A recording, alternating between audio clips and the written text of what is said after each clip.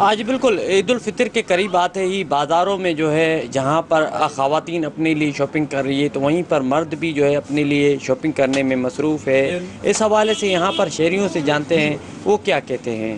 لہٰذا جو مہنگائی کی لہر ہے، پٹرول مہنگا ہے، اشیاء خرد و نوش تمام اشیاء مہنگی ہیں، اور عید کی آمد ہے تو کپڑے مہنگے ہیں، جوتے مہنگے ہیں، ہر چیز انسان کے جو ہے بس سے باہر ہے۔ ہم حکومت وقت سے مطالبہ کرتے ہیں کہ مہنگائی پر کنٹرول کریں اور عوام کو ریلیف دیں تاکہ عوام عید اپنی منا سکے۔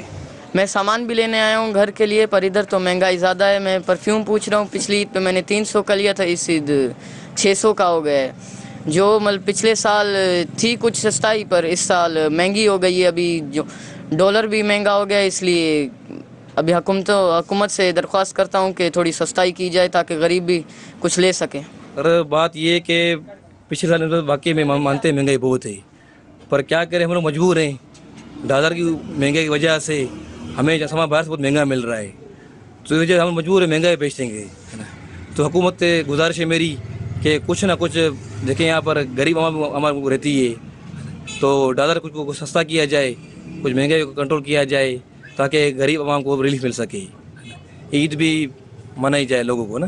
اور ابھی یہاں پر جو کہتا ہے ہم سے کوئی چیزیں مانگتا ہے، بھائی ہم اس کو ریٹ بتاتے تو بھائی بغیر بات کے چلی جاتا ہے، وہ ہم سے بات نہیں کرتا۔ کیا وجہ ہے کہ بھائی بہت ہیوی ہیں، ہم سے بہت گزارا نہیں ہوتا ہے، آپ کی چیز بہت مہنگی ہے۔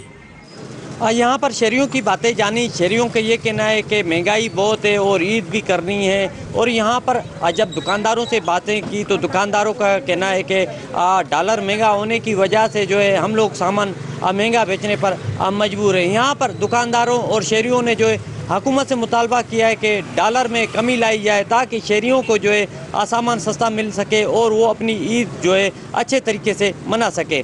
کیمرہ ٹیم کے ساتھ رپورٹر ظہور مکسی، ساتھی رپورٹر یار علی کے ساتھ وش نیوز۔